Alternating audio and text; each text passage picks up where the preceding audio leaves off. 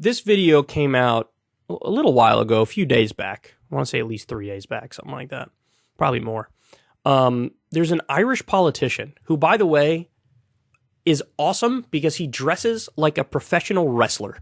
And this dude is going to lay the smackdown on American politics in a way that's very concise and very entertaining. So let's take a look. A woman's right to choose is a human right.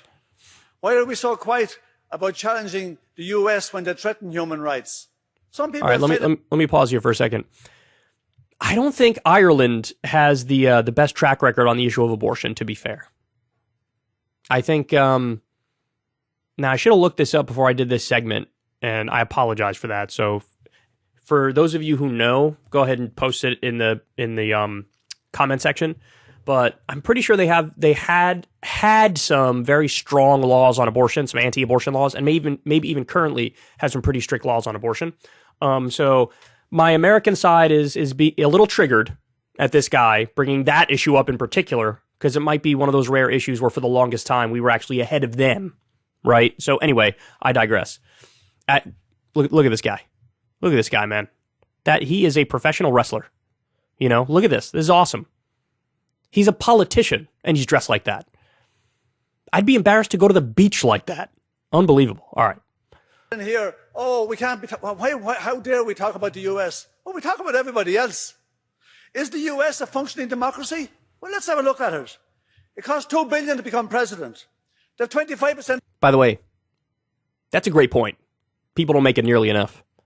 It's just a great line that highlights the corruption in the system that makes it very visceral, you know, like, it costs $2 billion to become president.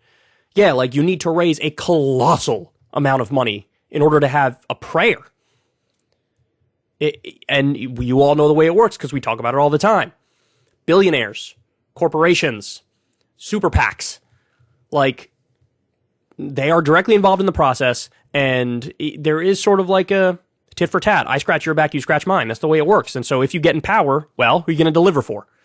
Don't deliver for the grandma in Cleveland who desperately needs you to do universal economic policies. No. Deliver for me. Deliver for me. And that's the, soft corruption at the heart of the system. Of the total prisoners in the world, they spend over $800 billion a year on arms, which is more than most of the world put together. They've been at war for 250 years since their state was formed 275 years ago. But they can't afford... By the way, look at his earring. See this thing dangling here? There's an earring. Man, this guy, this is the drip right here, dog, as the kids say. He got like a dangling black earring. This guy has paved his own path in life, that I am sure of. Afford universal health care. They can't afford the $1.7 trillion debt forgiveness for students. They can't afford a program for the 17 million children that go to bed hungry. Is this a functioning democracy?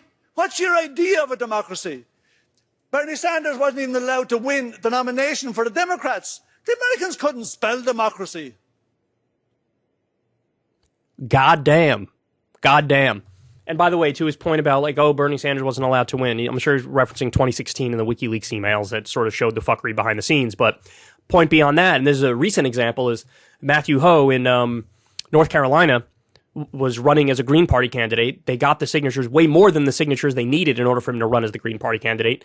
The Democratic Party went around trying to get people to unsign their name from that. And they were committing fraud in the process because they were telling them, we're from the Green Party and we think you should remove your name from this. And so trickery and deceit and election rigging, that does go on in this country. It's not in the way that Donald Trump thinks it goes on. It's not in the right-wing caricature of how it goes on. But though there's definitely fuckery going on, there is no doubt about it. And those are some concrete examples right there. So now look, on the one hand, I'm American to my core. And so do I get slightly triggered when I see an eccentric Irish dude who's laying waste to us? Yes. But also, got to give credit where it's due. I mean, some of those points are undeniable. And it's something that I've alluded to on the show many times before, which is look, I can tell you from my perspective how I feel looking at this stuff. It's frustrating. There's so many things that should be policy but aren't policy. But I always think, well, what does some random person in like Australia think about this?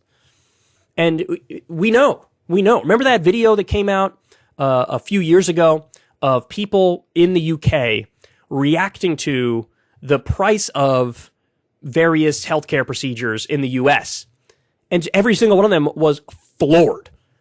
How much does an ambulance ride cost? How much does it cost to have a baby? What?